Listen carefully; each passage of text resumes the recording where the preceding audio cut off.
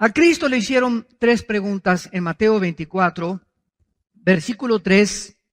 Estando él sentado en el monte de los olivos, los discípulos se le acercaron aparte diciendo: dinos, número 1, ¿cuándo serán estas cosas? Esta pregunta está relacionada con la pregunta, con la declaración anterior de Cristo, porque en aquel tiempo Herodes había vuelto a reconstruir el templo y era una maravilla impresionante, ¿verdad? Con piedras de mármol y bueno, era algo verdaderamente atractivo. Y todo el mundo se quedaba con el templo como ahora, ¿verdad? Dios no nos mandó a construir templos, nos mandó a ser discípulos y a ganar almas para Cristo. Entonces, qué bueno, ¿verdad? Que el templo estaba maravilloso y con candeleros franceses y con alfombras persas y lo que tú quieras, ¿no? Y Cristo, al darse cuenta que la gente admiraba más los edificios que realmente el que debe estar dentro de nosotros, porque dicen Hechos 17, Dios ya no habita en templos hechos por manos humanas. O sea, Dios no quiere que entendamos que al reunirnos bajo un edificio es el templo somos nosotros. Esto está claramente comprendido, ¿verdad? Todos los cristianos tenemos que entender esto, el templo somos nosotros. Entonces Cristo dijo, ven, este templo va a ser destruido en 3 días. Y entonces ellos lo asimilaron como si fuera algo físico, pero estaba hablando de su muerte y resurrección. Entonces, ¿cuándo serán estas cosas? O sea, ¿cuándo el templo, dice la Biblia en el versículo 2, que iba a ser derribado? Esto se cumplió en el año 70, después de Cristo, cuando el general Tito, hijo del emperador romano Vespasiano, llegó a Jerusalén y arrasó y no dejó piedra sobre piedra en Jerusalén. Desde ese tiempo hasta 1948, o sea, estamos hablando casi cerca de 2000 años, Jerusalén había estado completamente en manos de los gentiles y no había habido adoración, se dispersaron los judíos por el mundo entero, y en 1948, ante los ojos expectantes del mundo, Jerusalén se convierte y a Israel en un estado libre, soberano e independiente. Entonces, esta pregunta se cumplió en el año 70 después de Cristo. Ahora, estas dos preguntas que quedan las contesta Cristo en 3 evangelios. En Marcos 13, en Mateo 24 y en Lucas 21. Aunque no veo que a muchos apuntando, se ve que tienen muy buena memoria. Marcos 13, Mateo 24 y Lucas 21 se encuentran las señales de los últimos tiempos en estos 3 evangelios. Y las dos preguntas que nos quedan es la siguiente: ¿qué señal habrá de tu venida, de su aparición física? Y esto lo contesta en el versículo 29. Inmediatamente después de la tribulación. Es cuando Cristo viene en su segunda venida. Y dice Cristo, las señales son: el sol se oscurecerá, la luna no dará su resplandor, y las estrellas caerán del cielo, y las potencias de los cielos serán conmovidas. Entonces aparecerá la señal del Hijo del Hombre en el cielo, y entonces lamentarán todas las tribus de la tierra, y verán al Hijo del Hombre viniendo sobre las nubes del cielo con gran poder y con gran gloria. Notemos algo, en el arrebatamiento de la iglesia, que está en primera de Tesalonicenses 4, del 13 al 17, Cristo no toca los pies en la tierra. El arrebatamiento de la iglesia, Cristo queda en el cielo y nos saca de nuestros cuerpos. En una fracción de ojos, en cualquier momento, millones de personas vamos a desaparecer del mundo. Y toda la gente se va a comenzar a preguntar, ¿qué fue lo que pasó? La respuesta será, se los llevaron los ovnis, los extraterrestres vinieron por ellos. Entonces, el arrebatamiento es una cosa diferente de la segunda venida. El arrebatamiento no viene con ninguna señal. El arrebatamiento es inminente. ¿Qué significa inminencia? Que en cualquier momento, en cualquier segundo, saliendo ahorita, hoy en la noche, mañana, dentro de una semana o dentro de un mes, pueden desaparecemos millones de personas de este mundo.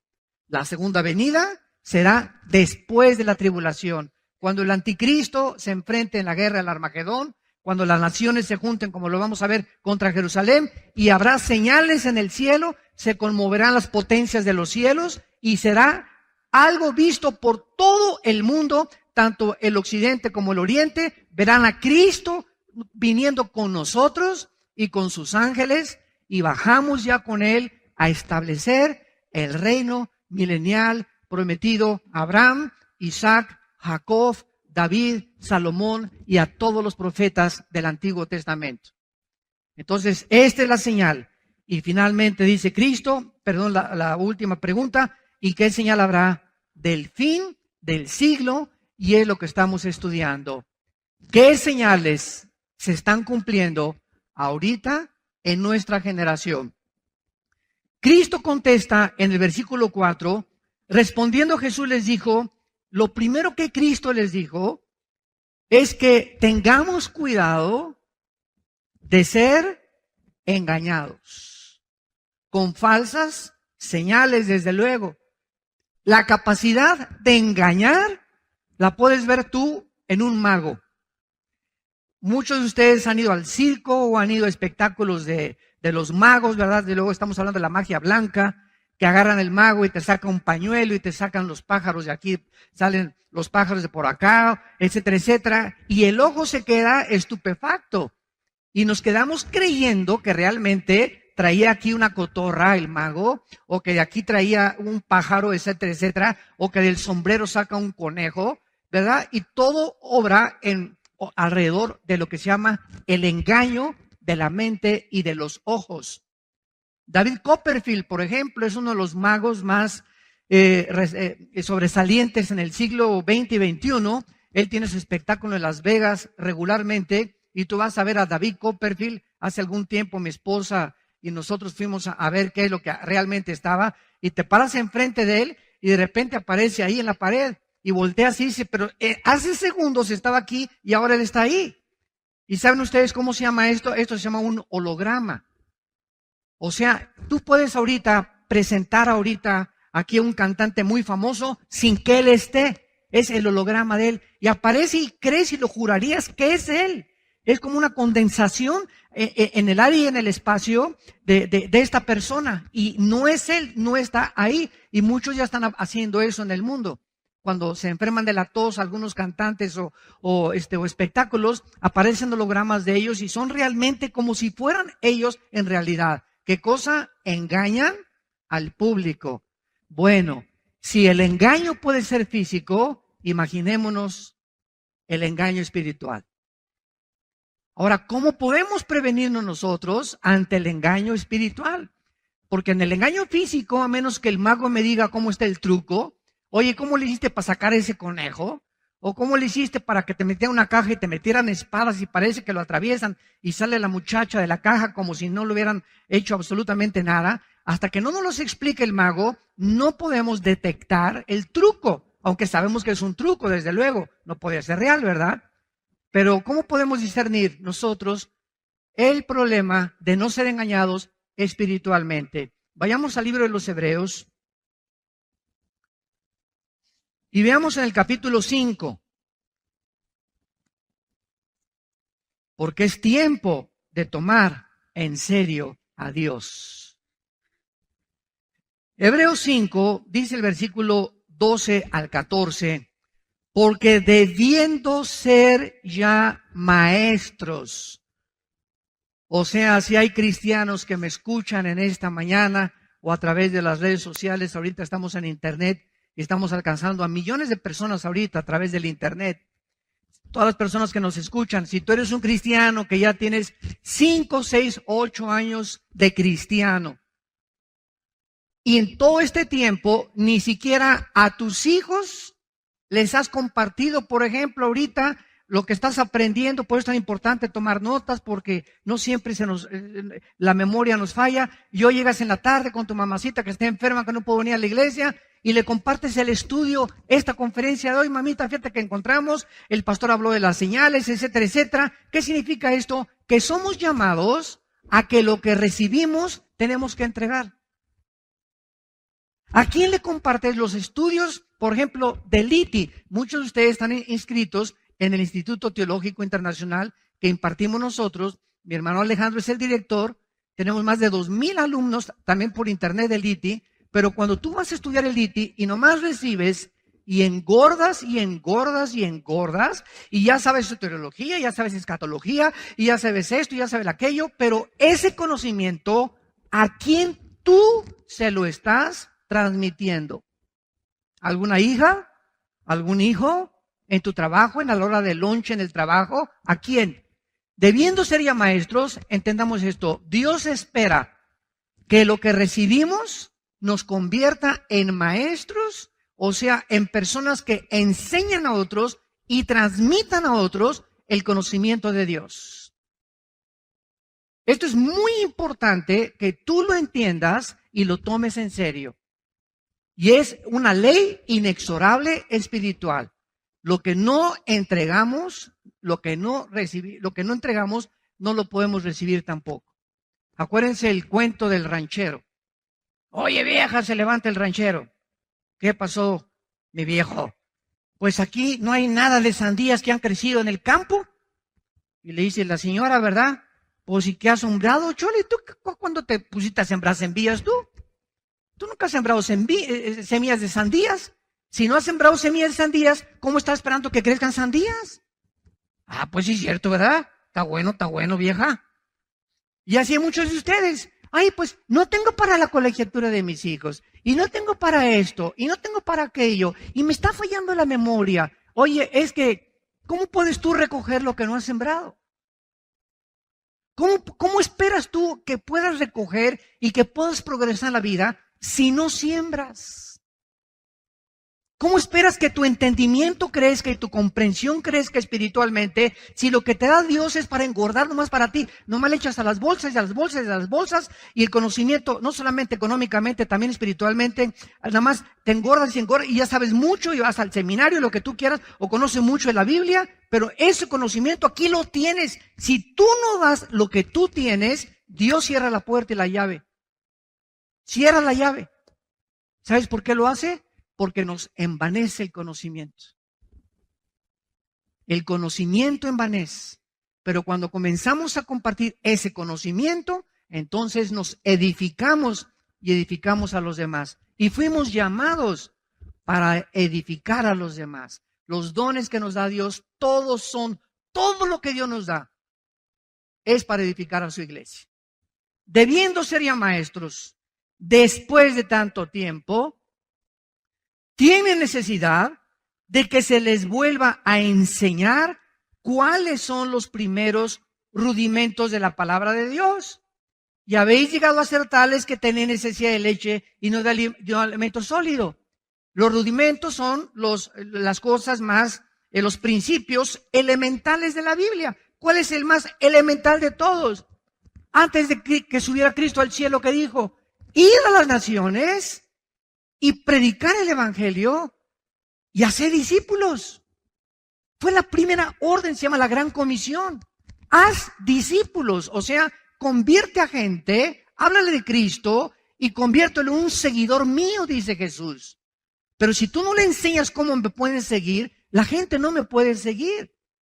Entonces los cristianos estamos llamados a hablar de Cristo a nuestros hijos, a nuestro cuñado, en el empleo, en la oficina, en el bufete, en el consultorio médico, y que esas personas simplemente no se queden ahí, sino dales, te traigo este cassette, te traigo este CD, te traigo esta conferencia, estarlos alimentando para que puedan crecer en el conocimiento del Señor.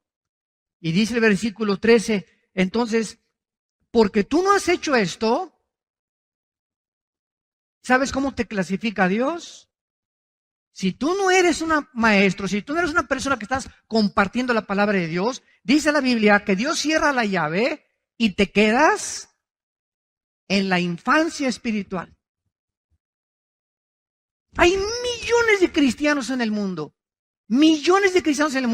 que tienen 10 años en Cristo y preguntan, ¿puede un cristiano celebrar la Navidad? ¿Puede un cristiano celebrar el sábado? ¿Puede un cristiano comer carne de puerco? ¿Puede un cristiano ir a una discoteca? ¿Puede mi hija de 15 años bailar el vals y puedo ir a una fiesta o puedo ir a un baile, etcétera, etcétera? Debiendo ser maestros y teniendo ya una claridad de lo que a Dios le gusta y lo que a Dios no le gusta, aún no saben discernir y siguen preguntando. ¿Por qué? Porque son niños, infantes espirituales y fácilmente engañados. Porque si hay alguien fácil de engañar es a los niños, ¿verdad? Con trucos. Si a los adultos se nos engaña, imagínense a los niños. Entonces dice, están participando de la leche y no de la palabra de justicia porque es niño. El alimento sólido, o sea, a un niño no le das una chuleta de puerco, a un niño no le das un tibón, a un niño no le das pescado, a un niño le das Gerber, lechita, cosas ligeras porque no tiene dientes. Hasta que le crezcan los dientes, el niño es capaz de poder asimilar la comida y masticar. Entonces hay muchos de ustedes que todavía no tienen dientes espirituales y todavía, ¿qué significa la predestinación? Y es cierto que Dios es poderoso. Si es poderoso, ¿por qué no destruye al diablo? ¿Por qué no ha acabado Dios con la maldad si Él tiene el poder? Si no ha acabado con la maldad, conclusión, es porque Dios no existe o porque no es bueno. Estos silogismos y esta tesis que les acabo de presentar son las que argumentan los ateos contra nosotros los cristianos. Y te agarran en un programa de radio o te entrevistan en la televisión o vas a algún foro universitario. Tú eres cristiano, a ver, pásale para acá. O cuando estés en la universidad, en el Politécnico, en la universidad o en cualquier lado donde tú estudies. Y comienzan a atacarte porque somos el blanco de la burla. Porque la mayor parte de la filosofía secular saben que no tenemos respuestas. Y por eso atacan a los cristianos y se burlan de ellos. El alimento sólido es para los que han alcanzado madurez por el amor de Dios. José, María y el burrito que los acompaña. Para los cristianos que han madurado, ¿cómo se madura? Compartiendo la palabra. En el momento en que damos la palabra y hablamos la palabra y enseñamos la palabra y a mi mamá y voy a visitar al asilo y a los viejitos les comparto la palabra, el momento que estamos entregando la palabra de Dios, hay algo misterioso que sucede en el mundo espiritual que al dar nos edifica a nosotros y nos madura más rápido de lo que nos imaginamos. Es para los que han alcanzado madurez, para los que por el uso tienen los sentidos ejercitados en el ¿qué cosa? Discernimiento. Esta palabra diacrisis en el griego significa distinguir entre lo que es bueno y lo que es mal, entre el bien y entre el mal. Entonces, si tú quieres no ser engañado en la época que vivimos y no ser engañado por lo que dice CNN en la televisión y lo que dice Fox News y lo que dice la revista Cosmopolitan y lo que dice Chispidito y lo que dice Virito y Capulina ya no existen, ¿verdad? Fueron de mi época. Etcétera, etcétera, ¿verdad? Si no queremos ser engañados y no queremos ser orientados con una falsa información de los medios de comunicación, necesitamos madurar en Cristo. Necesitamos entender que necesitamos madurar. Muy bien, regresamos a Mateo. Y es la primera advertencia que Cristo nos hace. Cuídense de ser engañados.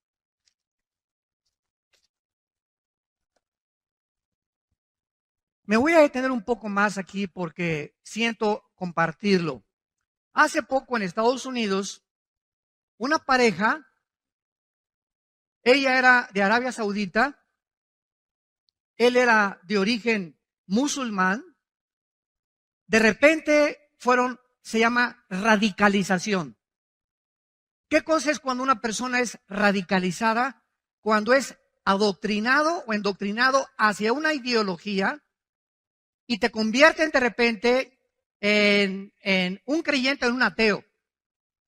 O de repente te conviertes y aceptas que la filosofía de ISIS, el grupo terrorista monstruoso que está ahorita tratando de establecer el califato en el Medio Oriente, es lo que tú fuiste llamado, y van jóvenes de México y de Estados Unidos y de Italia y se unen a un grupo terrorista porque son personas que están buscando algo por lo cual vivir, cansados de la hipocresía del gobierno, de las religiones, etcétera, etcétera, y se quieren identificar por algo. Esto es algo inherente de la juventud, el idealismo, y entonces abrazan engañados una ideología o un sistema de pensamiento que los va a llevar a su propia autodestrucción. Pero lo que quiero compartir es lo siguiente. En todos estos casos, lo que los sociólogos, antropólogos, psiquiatras o psicólogos están percibiendo es que cómo puede una persona cambiar en 24 horas. La mamá de uno de los jóvenes estos radicalizados que mataron a 14, se metieron a 14 a un centro de discapacitados con ametralladoras R-15 Bushmaster, y entraron con pistolas Sig Sauer y con pistolas 45, etcétera, etcétera, y mataron allá a 14 personas sin decir agua va. Y de repente dice la mamá, pero ¿cómo es posible? Tenían un bebé y eran buenas gentes. ¿Cómo es posible que esta persona pueda cambiar de repente? Y es algo que tenemos que entender claramente. Es increíble cómo un hijo tuyo puede llegar a ser algo de lo cual tú nunca te imaginaste, y tú dices, pero si tenía cara de San Clodomiro, mi hijo. Mi hija se parecía a Santa Rita de Casia. O esta persona era mi compañero en mi trabajo, era amable, era una buena persona. Y de repente lo encuentras que está involucrado, ¿verdad?, en algo tremendo. O un pedrasta, o como lo puedo decir, ¿verdad?, porque es del conocimiento público, negrito Bill Cosby, que después de ser uno de los comediantes más famosos de Estados Unidos, violó a más de 45 muchachas. Y de repente se abre la coladera y sale toda la mugre y se manifiestan los corazones. Entonces, esto es lo que yo quiero decir. Es increíble cómo una persona puede comenzar bien y terminar mal. Una de las cosas que me he dado cuenta en los 38 años que tengo, no de edad, ¿verdad?, ni de convertido tampoco, pero en todos estos 38 años, porque en el 74 yo me convertí, en el 77 formé parte de un grupo evangelista y me fui de misionero 3 años a la sierra entre Oaxaca y entre Guerrero. Alán, mis hijos estaban chiquititos, éramos completamente pobres, comíamos la papaya que arrancábamos del árbol, se los pueden decir mis hijos, los mangos que cortábamos, lo que yo pescaba en el mar. No teníamos, yo dormía, me tapaba con periódicos cuando estaba con los misioneros. Tuve 3 años así, mi cojín era un ladrillo, me enseñaron a que lo forrara con periódicos y ahí descansaba. Yo conozco qué es lo que es carecer completamente, lo que es ser pobre, que ni con flex tengas para comer. Así comenzamos el ministerio nosotros.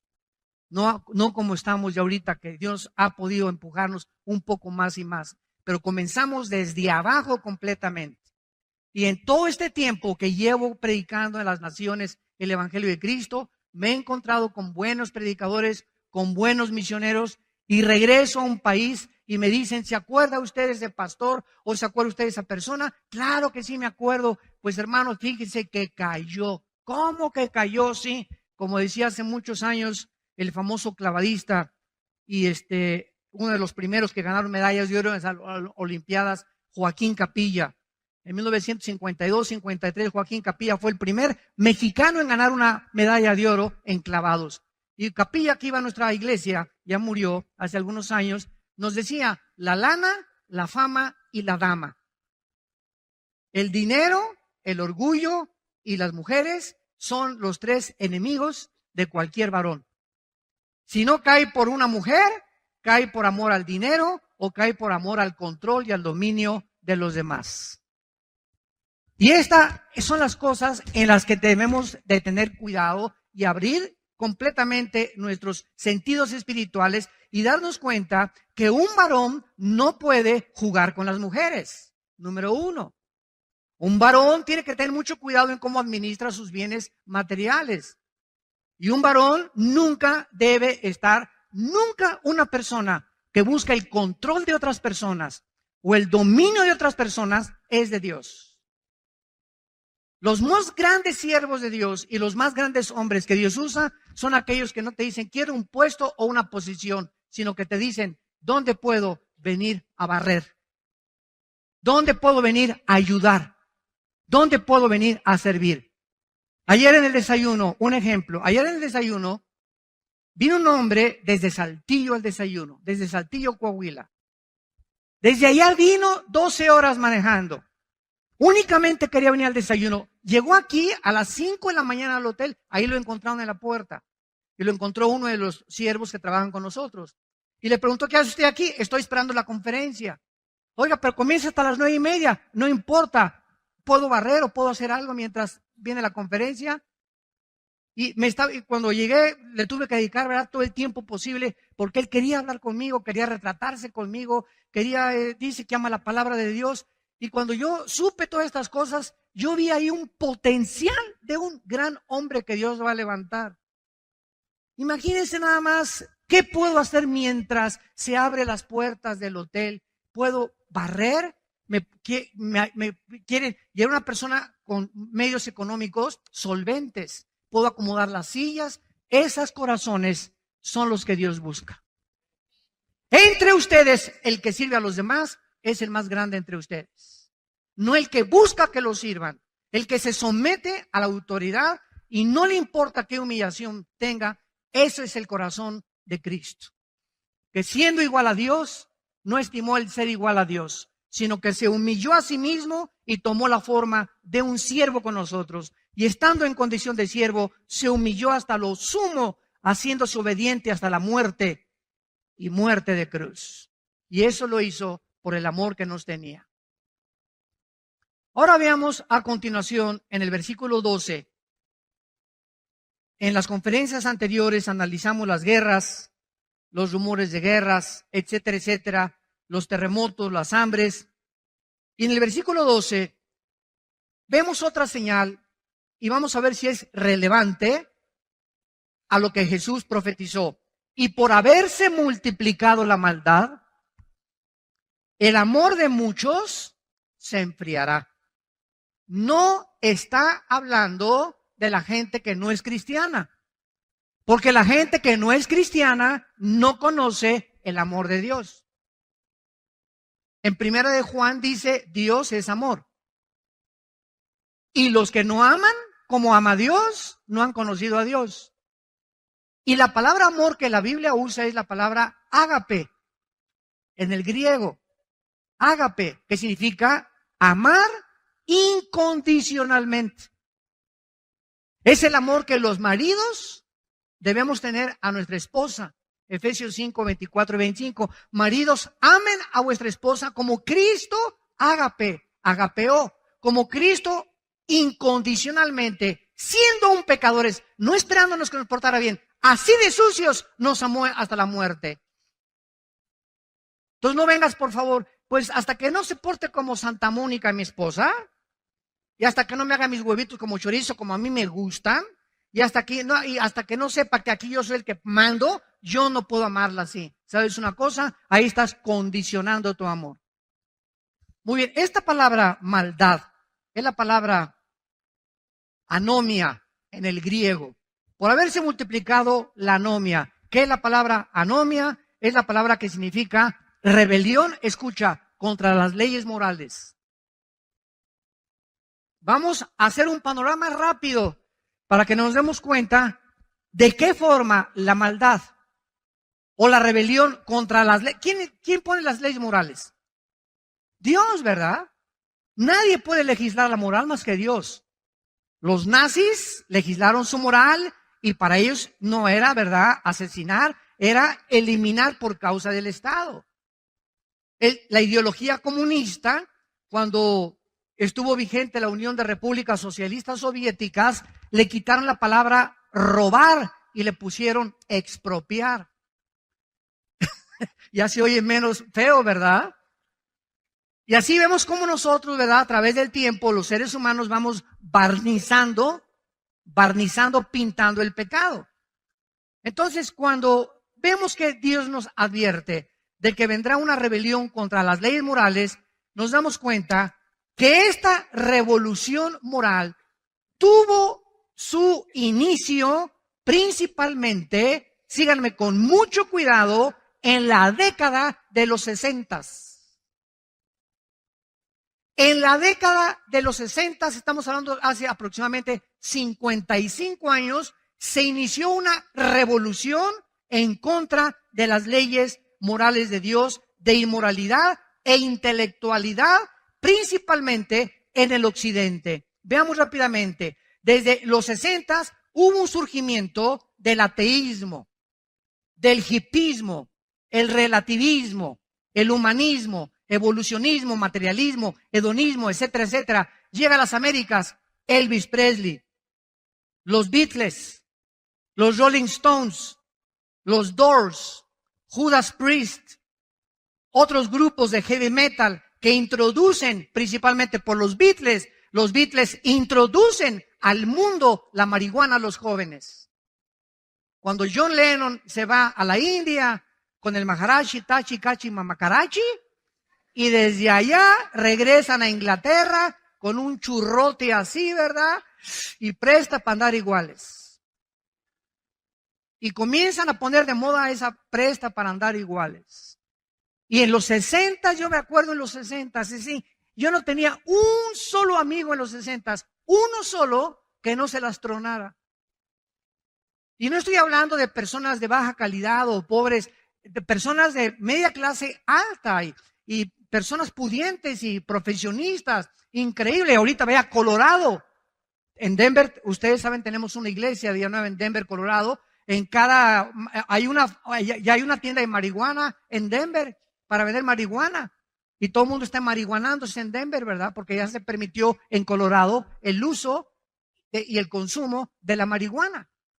Bueno, todo esto comienza en los 60 y en los 60 se introduce la marihuana, el LSD, que es la dietilamida de ácido lisérgico.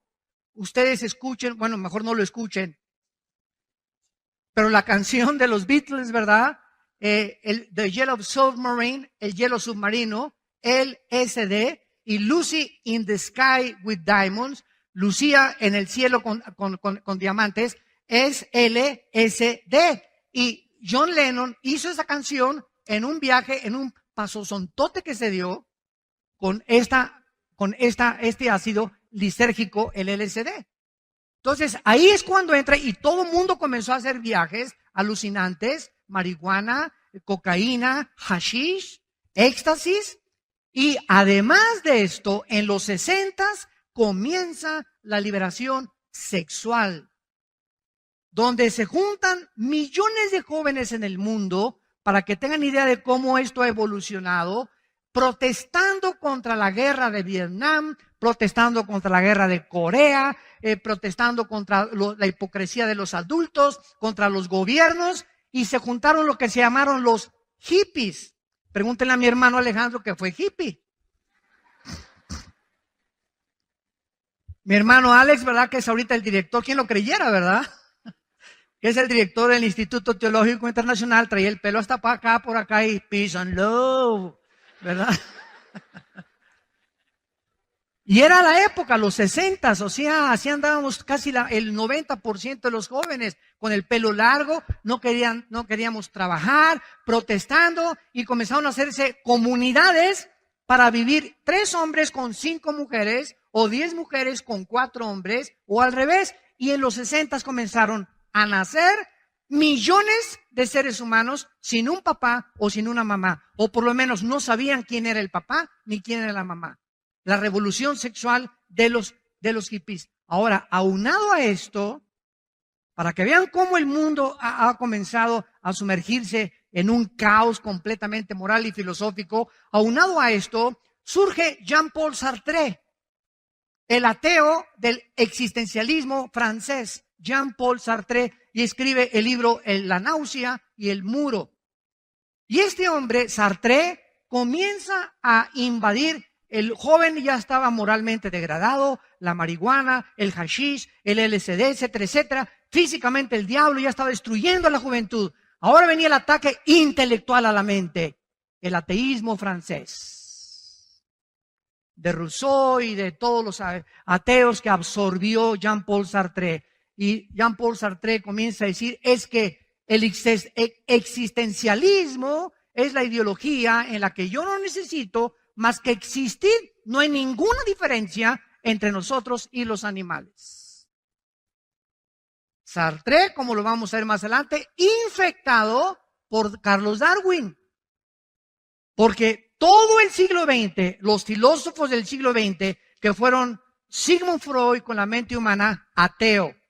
Friedrich Nietzsche, el padre del ateísmo del siglo XX, ateo. Carlos Marx y su capitalismo, ateo. Los más grandes pensadores del siglo XX, mentes filosóficas, fueron todos ateos. Y esta filosofía atea inundó las universidades. Harvard, Princeton, Yale, que fueron fundadas por pastores. Las más grandes universidades norteamericanas fueron fundadas por pastores para preparar líderes para el ministerio. Se convierten en bastiones del evolucionismo, del materialismo y del ateísmo. Infectados porque cuando te dicen que venimos de los animales y que no hay diferencia entre nosotros y los animales, dile a tu maestro que a quién se parece su abuelita. Y yo tengo la foto de mi abuelita y se parece a mi bisabuelita, tatarabuelita, etcétera, etcétera. Y tenemos, discúlpeme maestro, tenemos 6,000 años de historia, querido maestro universitario. Y en 6,000 años de historia, nadie se ha parecido a los changos de mi generación. Y jamás se ha encontrado en 6,000 años de historia una mutación entre una especie y otra especie. Una sola mutación no se ha encontrado de una especie de los perros caninos que se vuelvan felinos o del ganado vacuno que se vuelva ganado porcino. Nunca jamás ha sucedido esto. Entonces, todo esto aunado a lo que los jóvenes estaban viviendo, viene Jean-Paul Sartre, luego viene Bertrand Russell y escribe un libro en los 50s, ¿por qué no soy cristiano? Háganme el favor nada más. Inunda las universidades de todos lados. Luego viene en Italia Giovanni Papini. Yo me acuerdo que ese libro de Giovanni Papini lo usaba yo para perseguir a los cristianos. Porque los argumentos que esgrimía Papini eran casi imbatibles por mentes que no estuvieran desarrolladas en la filosofía cristiana. Papini, por ejemplo, decía, Dios te manda a amar a todo el mundo, ¿verdad? Sí. Y Dios no odia a nadie, ¿verdad? No. Entonces, ¿por qué no perdona al diablo? Decimos en mi rancho, échate ese trompo a la uña. Y te quedas así, ¿no? Y te agarras un cristiano. Dios es fuerte, sí. Poderoso, sí. ¿Podría Dios crear una piedra lo suficientemente grande que no la pudiera cargar? Y cosas de esas. Dios es bueno, ¿verdad? Sí. Expuestas al mundo. Y estas son las razones por las cuales hace algún tiempo yo escribí el libro. Lo pueden conseguir. Dios y la existencia del mal. Que se llaman teodiceas. Respuestas a los ateos que no puede nadie contestarle sus preguntas con preguntas que pueden ser contestadas únicamente con el conocimiento de Dios. Porque lo incomprensible, solo lo comprensible lo puede asimilar de una mente incomprensible. Y aunado a todo esto, vienen los hippies con las filosofías orientales. Viene el peace and love de los hippies, vienen los maharajis, vienen los gurús. Los gurús son todos los maestros que guían a los Beatles allá en la India. Llegan a Estados Unidos y el Maharaji, que fue el que indujo a los Beatles a fumar marihuana, al llegar a Los Ángeles, dice, Dios viene llegando y desembarcando en Los Ángeles. Aunado a esto, viene el misticismo y la visualización ungido con Jerusalén. donde me venden aceite ungido, agua ungida, donde me venden trapos ungidos, que porque si lo pongo junto a la almohada, el dolor de cabeza se me va a ir.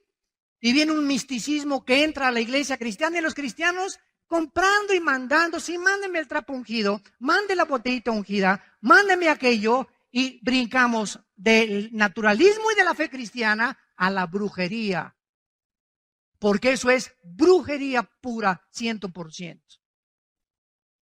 Trasladar la fe en una persona. Nuestra fe no está basada en objetos, ni en un trapo, ni en una sanidad. Nuestra fe está basada en el autor y consumador que es Jesucristo. Cualquier que diga es que tengo fe para comprar esto o tengo fe para viajar y no esté basado en Jesucristo o en sus palabras, no es fe. Es misticismo, es una esperanza vulgar nada más. Y la iglesia cristiana se comienza a sumergir en el misticismo, en la brujería. La brujería entra a la iglesia. ¿Es posible que la brujería entre a la iglesia? Por el amor de Dios, lean Gálatas capítulo 5, versículo 1. La iglesia de Galacia era una iglesia influida por demonios. ¿Cómo lo sabemos? Porque cuando Pablo dice, estoy fascinado que hayan sido ustedes extraviados de la fe, esa palabra fascinación es la palabra que se usa para brujería. Estaban hechizados la iglesia de Gálatas con el legalismo de la ley mosaica. Claro que tenemos todavía vulnerabilidad a los ataques de Satanás. Por eso no podemos ser engañados. Y millones ahorita de iglesias en el mundo entero, cada vez que regreso a mi casa, regreso con una tristeza que me invade como no se imaginan. Los cristianos, ¿verdad?, no se disipulan entre semana, solamente se comen una torta milanesa el domingo y ya con eso creen que les va a durar toda la semana. No estudian la Biblia profundamente, no se enseña profecía, no se enseña escatología, no se enseñan los fundamentos de la palabra de Dios y la iglesia está en el misticismo, experiencias. Tóqueme, hermano, para que tenga otra unción. ¿Cómo que otra unción? Hay una sola unción nada más, es el Espíritu Santo, no hay dos ni tres, por el amor de Dios, ni en la Biblia del Mormón se encuentra una tercera unción. Y todo esto, y los cristianos, amén, amén, aleluya. ¿Cuál amén? Vive el diablo, amén. Tengo que hablarles de esta manera, porque nos encontramos en los tiempos finales.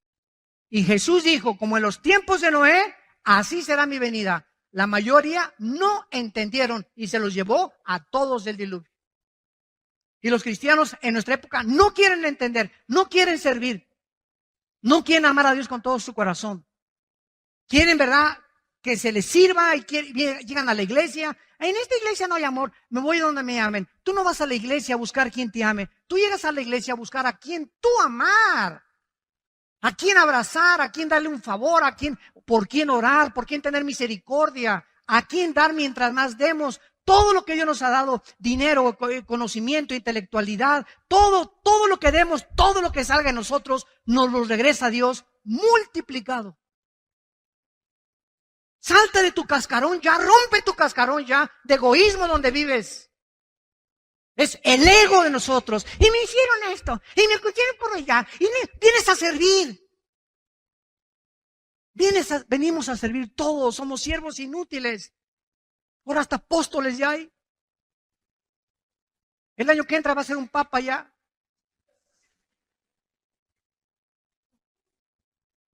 Ya algunos se llaman arcángeles. Y le agregamos a todo esto la revolución feminista. Ahora sí, todas las vírgenes había así por haber.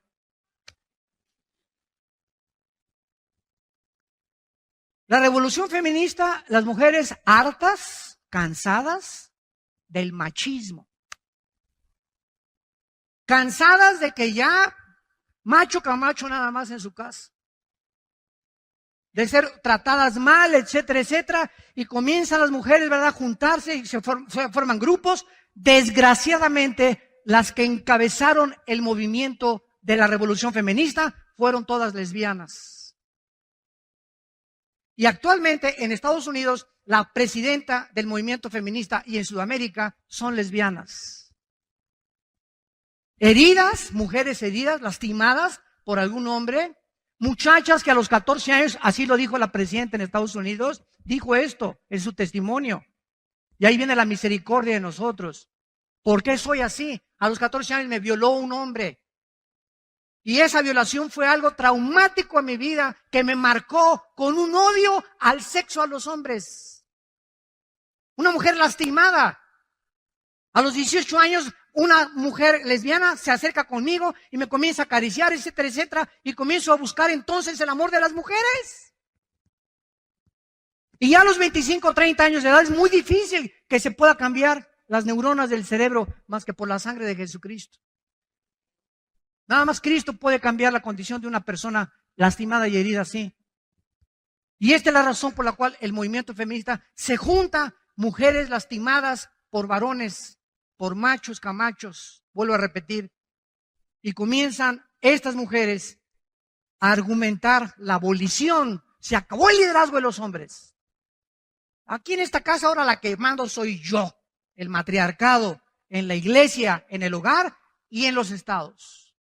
Y venimos a la Biblia y nos damos cuenta que es completamente el ataque más grande antes de que se declararan los matrimonios gays, el ataque a la familia, donde los matriarcados comienzan a funcionar en muchas casas. Y de acuerdo al doctor James Watson, que dice en Estados Unidos que el 80% de los homosexuales provienen de hogares donde las mujeres mandan y los hombres no operan su liderazgo masculino, su sacerdocio que Dios les dio. Y venimos a la Biblia y nos da la ley moral Dios. Esta es la ley moral de Dios.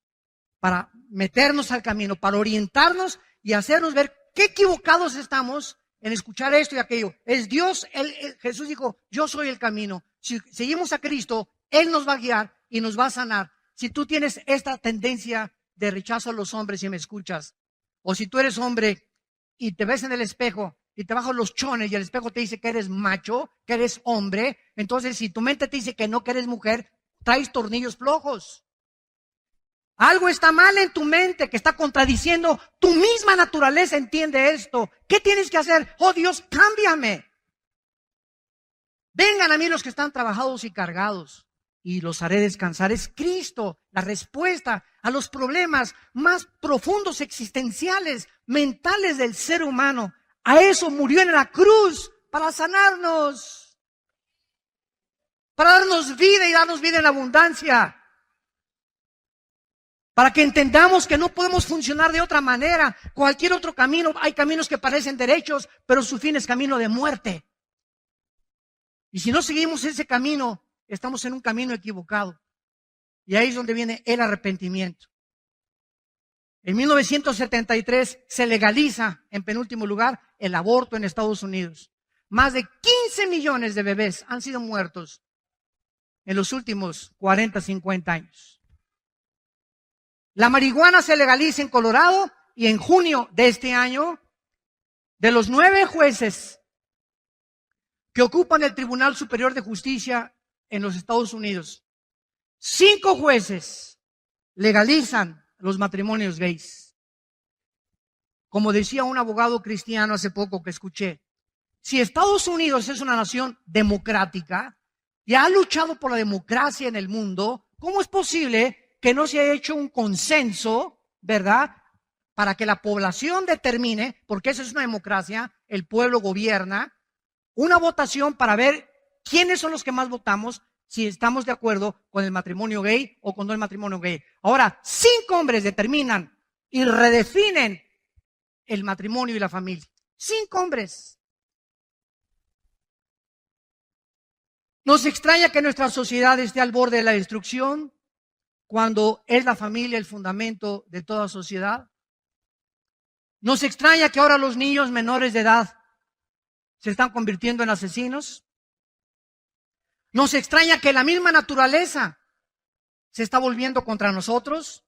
Terremotos, tsunamis, inundaciones, huracanes, tornados, incendios forestales, sequías, lluvias del tamaño de pelotas del golf. Y volteamos, Dios, ¿por qué? ¿Cuál Dios? Somos nosotros. La moral, el pecado del ser humano que está cubriendo las sociedades está provocando la ira de Dios, como escribió hace 2700 años el profeta Isaías en el capítulo 24, versículos 5 y 6.